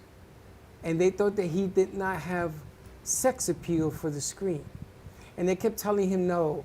And they kept telling him, and they finally gave him the big break. And look at him now. Yeah. He's a great actor. Yeah. He still looks the same. Yeah. And what's his famous line? I'm going to find you, and I'm going to kill you. He's a great character actor, but I want to ask there you go. I think he's a great character actor. Yeah. The best. The best. I saw an interview with Matt Damon, and he had went to a party, and and Tom Cruise was at the party. So he just happened to sit down with Tom Cruise, and they were talking. And Tom Cruise was talking about one of the Mission Impossible movies they were filming or something. And I think the one where he climbs up the side of the building or jumps off the building. It does some weird. And Tom does all his stunts. Yeah. So he said, "Well, how did you get a?" He goes, How did that work? How did you do that? How did you get a stunt coordinator? He goes, "Oh, I pitched it to my stunt coordinator. I said, this is what I want to do. This is what I want to do. And I climb up the building or jump up the building, whatever he does." And the stunt guy looked at me and goes, "You can't do that. We're not going to be able to do that." So Matt Damon goes, "Well, what did you do?" He goes, "Well, I got me another stunt coordinator." Wait, was he talking about the one he was jumping from one building to another? There you Didn't go. he break his This leg? one. He broke his broke his leg. He broke his right leg. Yeah. He broke. He broke his leg. He kept going on the shot though. He kept on his shot. He got up and limped hobbling away. You along. saw that? But Now he did. Jackie Chan. Did you see Oh, where he he's got his another one. Oscar? Oh my And gosh. he told his father had told him, "Don't do movies because you're never going to win anything, not going to amount to anything." And he got the Oscar, and he broke almost every bone in his body. Oh yeah. Jackie Chan, because he does his own stunts too, and he dedicated the trophy, the Academy to his father, because he says, "You show me how you believe in me by telling me I couldn't do it." Yeah. Just the opposite. Same thing that. Which is amazing. I mean, there are so many Reverse hidden psychology. stories, man. Hidden stories about, but you have to believe. It all starts with believing in you first. But when you have kids, no one tells you what it's like to raise them and to encourage them. You're like, well, let's have a kid. We should have a baby. But what it takes to raise them, to be confident, to believe in themselves, to persevere, to have that drive, that work ethic. When you think back on what it was like raising your kids, it was just it's moment by moment. It's not even day by day. It's conversation by conversation. Mm-hmm. Well, you're great with your own kid, but if you do it for somebody else, that's even more of an accomplishment. Yeah. So, I have 3 kids. I have twin boys, and I have my girl. The twin boys were interesting because it's like they're identical, but personality is different. So that was Are they challenging. like you? I'm sorry? Any of them like you? They are in different ways, which is so funny. With my daughter, I wanted to make sure that I raised a strong woman, an independent woman, right? And so I started going on daddy-daughter dates with her when she was like 3 years old. And like every other week, we were going on a daddy-daughter date until she was like 21. And she moved to Chicago for something. But when she was 12 years old, she was a late bloomer. Tiff, I'm sorry if if you watch this. Sorry, Tiff. So sorry. But she was really tiny, thin as a rail. You know, her ears stuck out like this. I was the same way when I was a kid. You know, she looked like a Volkswagen with the doors open, right? And so I'm sorry. I love you, sweetheart. I really do. And she was. Oh my God. I know.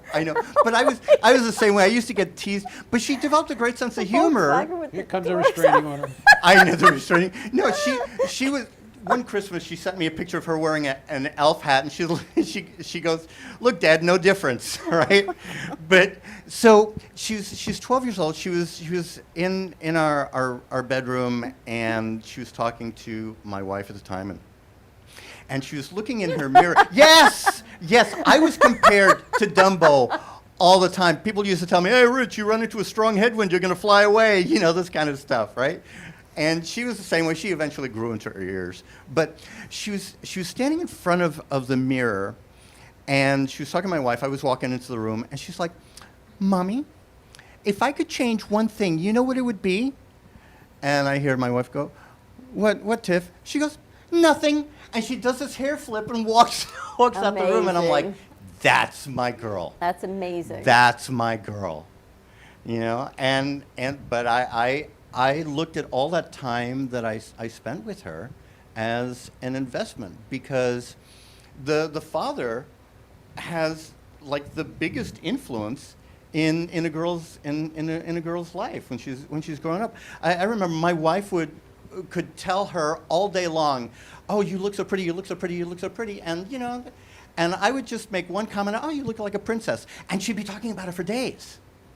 And I knew that power, I don't know if that's the right word, along with it comes a huge responsibility.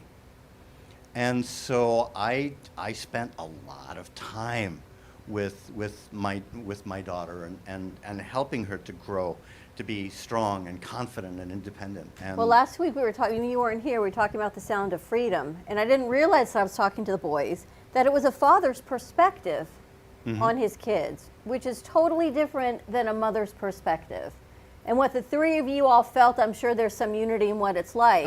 Totally different than for me as a mom. If it had been a mother's perspective on it, would have been a different feeling. You weren't here for the conversation, but no, but I can relate to it. Yeah. But as a man, as a father, how did that hit you? That movie, it makes me think of it like a father-daughter. He had a little girl and a little boy. I think, did I tell you or did I tell Linda? I told somebody. When I was at the 3-4, me and Corpy ran across a little girl that was sitting outside in front of the stoops up in the heights. And she was freezing to death. And me and him came over and we said, "What's wrong?" And she says, "Oh, my parents told me to sit outside because they're arguing or something." And we went upstairs and we knocked on the door, and they finally opened it and everything else. And I didn't like the way the whole thing was going. So I went downstairs, I called it in, cops come. And I didn't follow up anything about it, but later on the cops told us that the little girl was kidnapped, was taken. And me and Corpy looked at each other, and to today, I still live that I should have done something more, that I should have done more. I should have taken that little girl, and I should have taken her to the precinct, because if she was out there anyway, I should have known. You don't leave your kid out in 4-degree weather with nothing on, just baby slippers, and she was young. And that movie brought that thing to me. I almost walked out in the middle of that movie because it just came rushing. And as a dad, you know, when we used to coach football in New York City, I used to see a lot of abuse going on with children and everything else. And that's a third rail with me, man. There was no forgiveness on that whatsoever. Whatsoever. Because we're designed, we're hardwired to protect. Right. Yeah. And so when we see abuse going on or something like that, or the thought of something happening to my little girl, oh my gosh. You know, it's like the warrior in me comes out. You know, and it's like, no. You mess with my little girl? You're messing with me, buddy. You're messing with me. And boy, let me tell you, I can be the nicest guy in the world, but I can be your worst enemy. So, yeah. It's a different perspective. And for you guys, I don't know much about you, but I know Elisa, she's got all these siblings and her mom and dad. And I even got to talk to your mom once. What is it like for you? Had a professor that was really hard on you. Yeah. For a project, but pushed you to be better. Yeah. What class was that for? I think it was my news reporting class. Either my news reporting or like journalism 2. And what happened? So basically, I rejected all the help he wanted to give me because in my head, I was like, I don't need you to tell me what to do. Like, I can do it, I can do it. And I rejected it so hard until I almost failed. And then when I finally started listening to his criticism, I easily became one of the best, if not his best student. And what was it like for your parents when you were growing up? Because I know your siblings are significantly older. Yeah. Who was always there? You've got this, you've got this. Who was mom or dad equal support? Definitely equal, but I had a very you can't tell me anything attitude because I'm the youngest.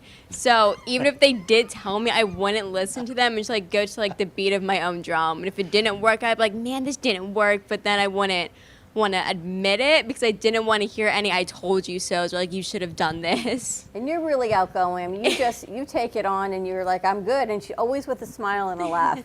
Yeah. How about for you, Ramin, in school, your parents? Honestly, in my early years, when I was like in elementary and middle school, I was the worst student. Really? Yeah, I was lazy. I didn't want to listen to anyone. I was a menace to everybody. And my parents, they were just always like, what are we going to do with you? Come on, focus. And I'm like, nah, I don't want to. So what changed? I got to high school and I realized, not even at start of high school, like midway, I can't screw around anymore. I actually have to work. It's like sort of reality hit me in the face, and my mom was like, she was so smug about it too. She was like, now you see what we've been trying to tell you. You know, yesterday we had Eric here who is teaching finance to kids in high school. When I was growing up, I used to volunteer to go to summer school because I love school so much. And my friends thought there was something wrong with me. We want to get out of school, and you want to volunteer to go to summer school. What is wrong with you? You got to have 2 months. And I used to do this.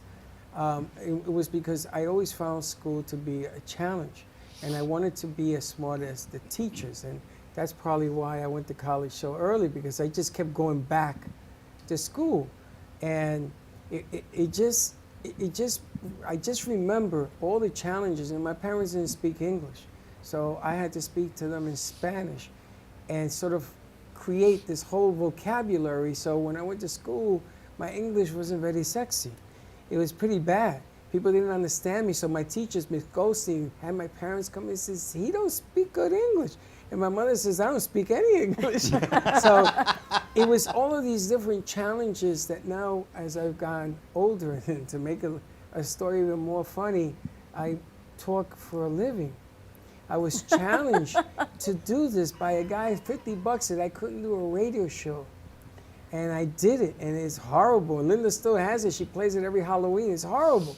But I did it because I figured, you know something, you try something, it don't matter if you fail, because if you're not failing, you're not trying. So it all comes back to you. You have one choice.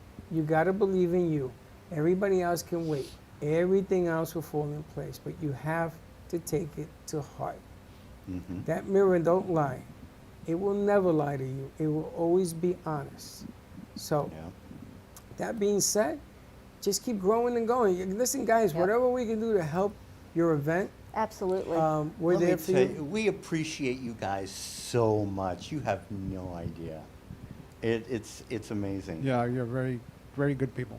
Thank you. Well, we appreciate you believe. too. We definitely believe. We want you guys to do as much as you can, introduce you to as many people as we can, because sometimes there's fish in the pond and you hit them and something great happens. I love what you guys did Thursday night. Everybody loved having you at every stop, which was kind of cool. watching the tune work. It was funny because you guys were in, it was a soundproof room, and I wasn't in there. So Chris is texting me, and I'm doing whatever I'm doing about sound, and the door was locked. So I'm showing my phone literally through the mirror, through the window, and they're reading it, and then they're fixing it, and I'm going again, and they're reading my text. And then they rechanged your audio when they got back. They did the magic of audio editing and got you uploaded. Changes on the go, but you know, we're getting better at it.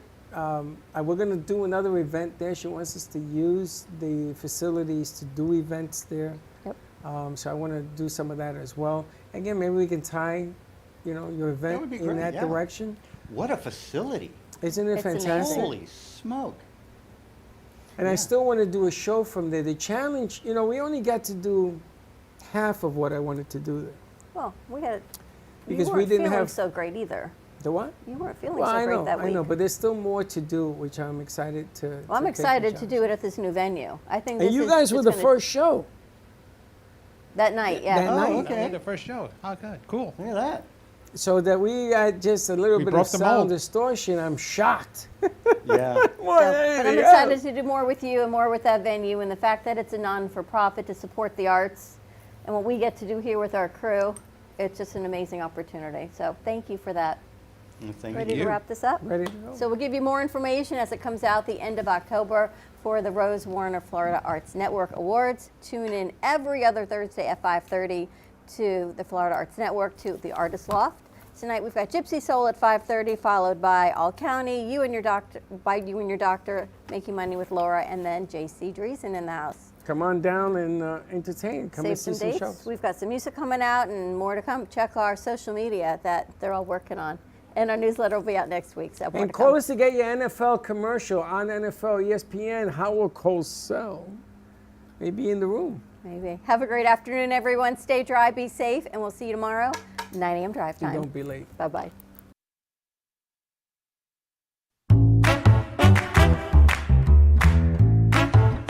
Well, that's about it for today. Even though the show's over, the Broken Cafe is always open for business. You're invited to join the fun every day from 12 to 2. If you missed some of the laughs from today, Dawn and Freddie S. will bring you more good cheer next time. You can follow the Brooklyn Cafe on Facebook at the Brooklyn Cafe TV to rewatch every minute of the show. We'll see you next time.